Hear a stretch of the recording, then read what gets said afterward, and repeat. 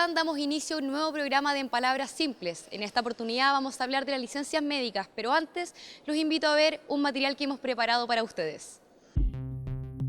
Una licencia médica es un derecho que tienen los trabajadores que están acogidos a un sistema de salud, ya sea ISAPRE o FONASA, que les permite ausentarse o reducir su jornada laboral durante un periodo de tiempo debido a razones de salud.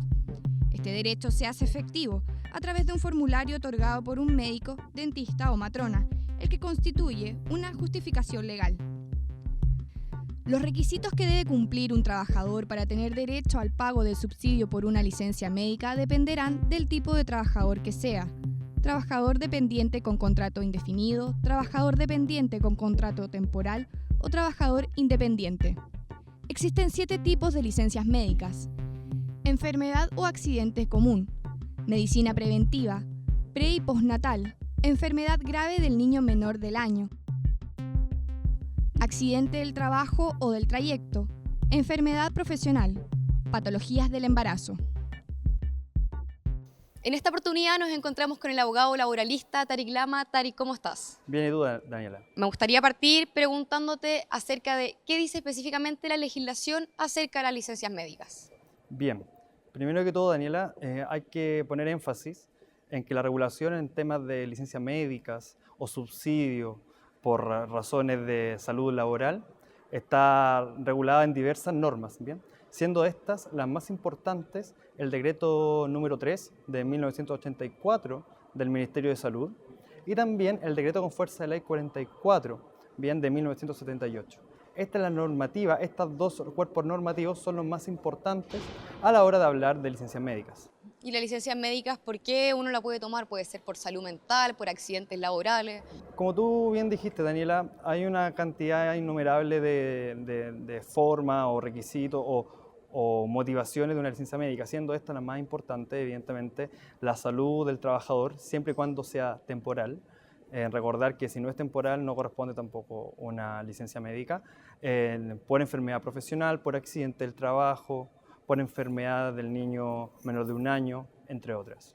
Tarik, y bueno, hablamos de las razones por las que uno puede pedir una licencia como trabajador, pero ¿cuáles son las causales de rechazo que pueden dar por una licencia médica? Las causales de rechazo, Daniela, son bastante amplias, pero para contextualizar y para precisar cuáles son las más reiteradas en el tiempo, te podría decir que están en primer lugar las por falta de antecedentes que motiven el diagnóstico del médico que emitió la licencia médica o el subsidio por incapacidad laboral. Bien.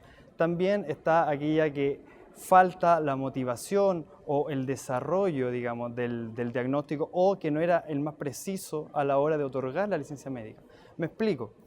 Puede ocurrir que según sea la entidad pertinente, ya sea el COMPIN o ya sea la ISAPRE, diga de que es necesario modificar o rechazar la licencia, bueno, también ampliarla, pero pocas veces se hace, digamos, podrían rechazarla o modificarla tomando en consideración de que el diagnóstico que se le dio al paciente era necesario quizá un tiempo menor de licencia médica o quizás era necesario un reposo de otra manera. Recordar también que la licencia médica no solamente debe un reposo total, ¿bien? Puede ser un reposo parcial también. Entonces, todas esas modificaciones son principalmente fruto del rechazo. Ahora, también me gustaría poner énfasis en que también suele ocurrir que existen rechazos de licencias médicas por motivos más bien administrativos o técnicos. Por ejemplo, la no presentación dentro de plazo de la licencia médica también habilita para poder presentar un rechazo.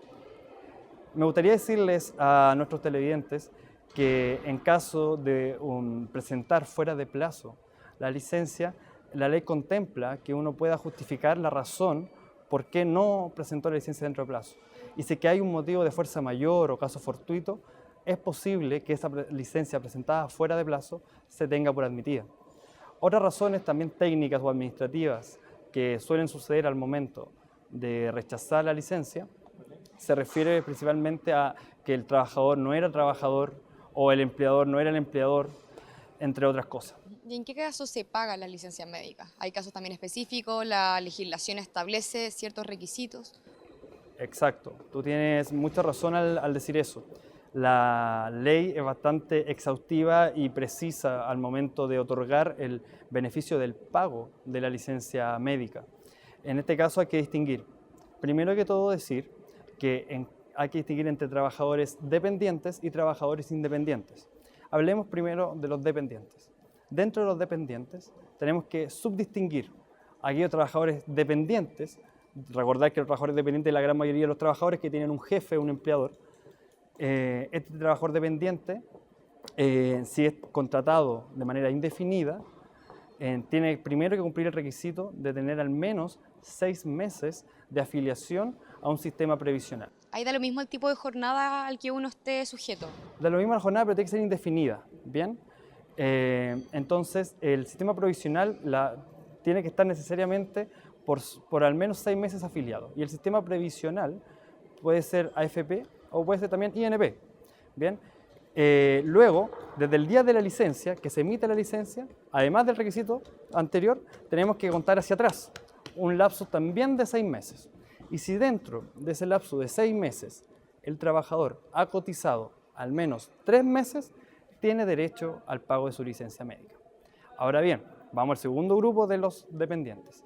Pensemos que tú eres dependiente, pero eres un trabajador temporal, que trabajas por día, por ejemplo.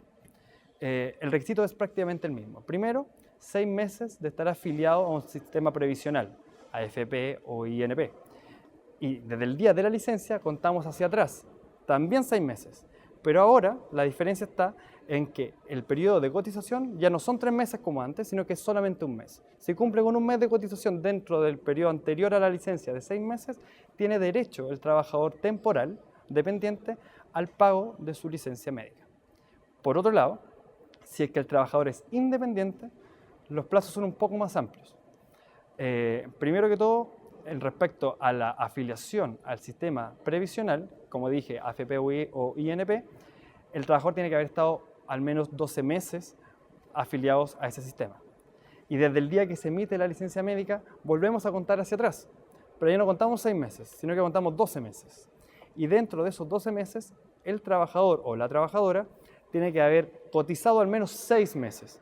Si cotizó 6 meses dentro de ese periodo, tiene derecho al pago de su licencia médica. Tari, que me gustaría ponerte ejemplos hipotéticos. ¿Qué pasa si yo en mi trabajo, si los trabajadores nos vamos a huelga o si bien estamos de vacaciones y tengo un accidente y tengo licencia? ¿Qué pasa en ese caso?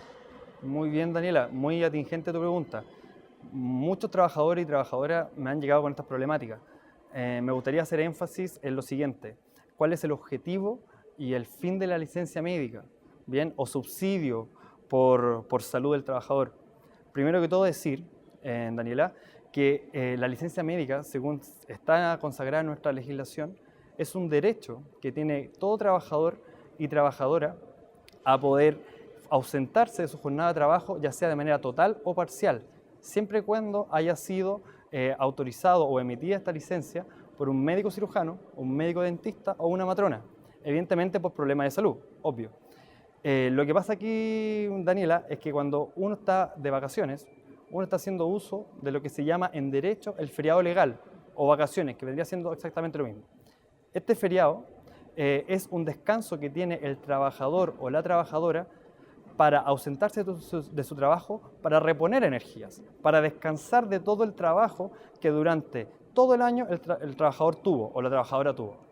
Si yo estoy gozando de ese descanso por el trabajo de anual y me enfermo, empiezo a utilizar otro derecho. Ya no es el derecho al descanso por haber trabajado, sino que es el derecho a yo poder mejorarme de mis condiciones de salud por las razones que te dije anteriormente, si es que un médico me lo autorizó. O sea, se separan los días de vacaciones y los de licencia. Por lo tanto, si yo estoy si yo estoy en vacaciones y me enfermo, se suspenden los días de vacaciones. Por lo tanto, si yo estoy en el día 2 de vacaciones y yo tengo 15 días de vacaciones y me dan, pensémoslo de manera hipotética, 7 días de licencia, en el día 2 se suspenden los días, se suspenden las vacaciones. Empiezan a contar los días de licencia, se termina la licencia y sigue el día 3 de las vacaciones. Se suspenden, como te dije, las vacaciones. ¿En caso de huelgas? En caso de huelga es un poco diferente la situación. ¿Qué es lo que pasa? Y vuelvo primero al objetivo de cada norma. El objetivo de la huelga, o cuando el trabajador está en huelga, tiene un fin, que aparte de ejercer el principio y derecho de la libertad sindical, pasa que se suspenden los contratos de trabajo. Eso quiere decir que mientras los trabajadores y trabajadoras estén en huelga, no existe o están suspendidos los contratos de trabajo. Entonces, si el trabajador durante la huelga tiene alguna enfermedad y se le emite una licencia durante la huelga, el trabajador no tiene derecho a poder solicitar esta licencia médica. No obstante, hay ciertos casos que son excepciones o excepcionales a esta situación.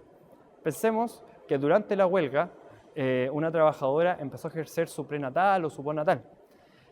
Todo aquello que exceda el tiempo de la huelga se entenderá también como licencia apta, bien, o aprobada para todos los casos, evidentemente siguiendo el procedimiento que establece la ley.